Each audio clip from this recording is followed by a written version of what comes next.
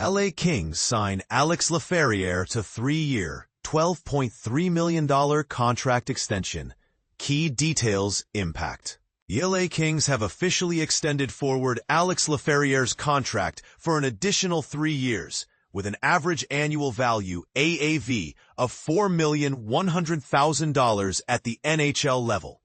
This new agreement will keep Laferriere with the team until the conclusion of the 2027-28 season, after which he will become a restricted free agent. Immediate insights. It's great to see this deal finalized. From the outset, it was clear that Laferriere and the Kings were destined to reach an agreement. During his exit interview, he expressed a strong desire to remain in Los Angeles. Ken Holland mentioned that Laferriere and his representatives communicated this sentiment to both him and the Kings management throughout the summer, highlighting the mutual appreciation for Laferriere's contributions. A combination of factors led to the successful completion of this contract this week. I anticipated that this would be a short-term deal, and it appears to be a beneficial arrangement for both the player and the organization. Here's why this is a win-win situation. For the Kings, it is crucial that Laferriere remains a restricted free agent at the end of this contract. Allowing him to reach unrestricted free agency could have posed risks, especially given his current standing in the free agency landscape. While there was no indication that this would have been a concern, it's reassuring to have one less issue to manage. From the team's perspective, securing a contract that maintains his status as a restricted free agent is a straightforward victory. Currently, a salary cap hit of $4,100,000 is quite manageable for this season, providing the Kings with ample cap space as they prepare for the opening night in October. Last season, Laferriere came close to scoring 20 goals and proved to be a versatile and valuable member of the top 9 forwards, capable of playing alongside various teammates and succeeding on multiple lines. Although his scoring was front-loaded, his ability to create chances remained consistent, even during periods when goals were hard to come by, as detailed in the analysis linked here. /LaKingsinsider.com/2025/10/2025 Kings seasons in review. This is a promising indicator. Ideally, Laferriere will surpass the expectations set by this contract.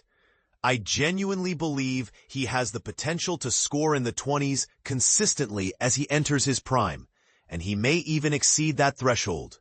I expect him to trend positively in the upcoming season. He demonstrated effectiveness while playing with the Kopitar-Kempe and Byfield-Fiala lines, showcasing complementary skills that benefit both pairings. If he resumes play with Byfield and Fiala at the start of the season, as he did at the end of the 2024-25 season, he should have plenty of opportunities to score and influence the game, just as he did last year. From Laferriere's viewpoint, this contract is advantageous given the current salary cap situation. A 3-year deal aligns with the known salary cap figures through the end of the 2027-28 season. We anticipate that the cap will increase over the next 2 years, and naturally, Laferriere's contract reflects this expectation.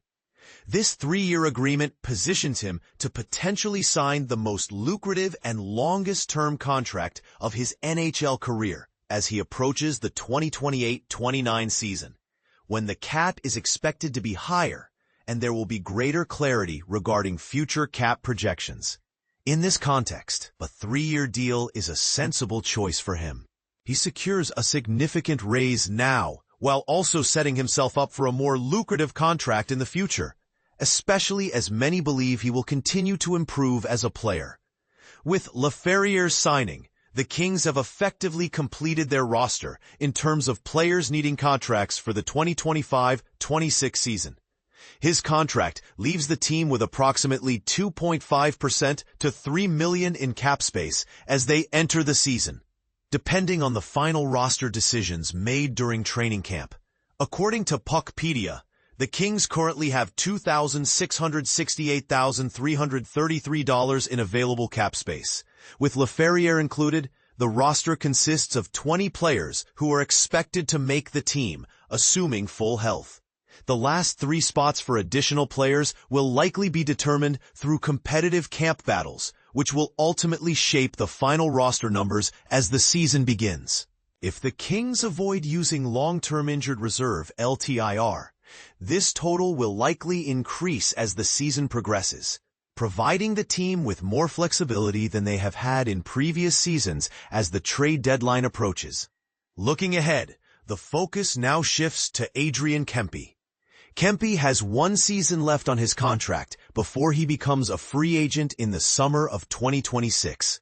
It seems that both Kempe and the Kings are eager to reach an agreement, and he is eligible to sign an extension for up to 8 years. This is significant as he is one of the last players who can take advantage of this option before upcoming changes to the collective bargaining agreement, CBA, limit maximum contract terms to 7 seasons. It will be interesting to see how this situation develops as the summer unfolds. Kings sign Alex Laferriere to 3-year deal. What it means for the team? It was only a matter of time, and then it happened. The Los Angeles Kings have officially finalized a 3-year contract with forward Alex Laferriere, locking in a $4.1 million average annual value, AAV, to keep the 23-year-old winger in the fold. This move comes after Laferriere's 2nd professional season, during which he delivered a standout performance, earning 42 points in 77 games and just 1 goal away from hitting 20 in a single season. But here's where it gets controversial. While his numbers are impressive, the question remains, will this contract truly secure his role in the future? Laferriere, a native of New Jersey, was selected in the 3rd round of the 2020 NHL Draft, a pick the Kings acquired by trading Kyle Clifford and Jack Campbell to Toronto. His journey from the USHL to Harvard, where he won ECAC Rookie of the Year with 31 points, laid the foundation for his pro career. Now, as an NHL rookie in 2023-24, he played 81 games, showcasing his ability to thrive at the highest level.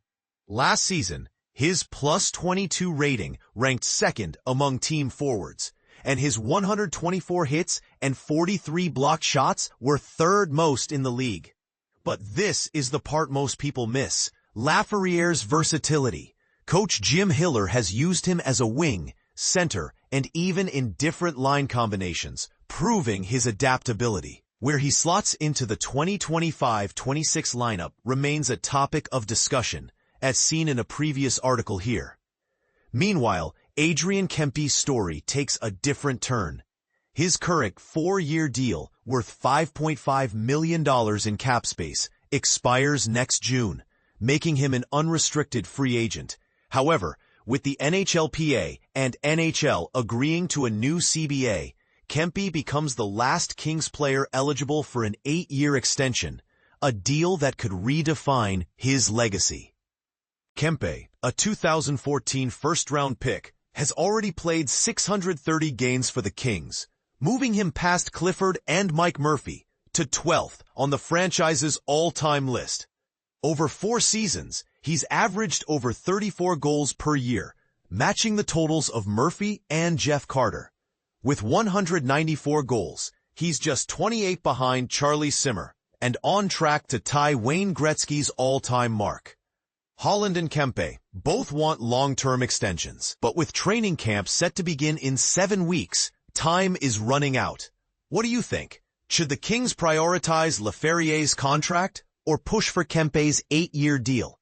Share your thoughts in the comments below. This is a decision that could shape the team's future for years to come.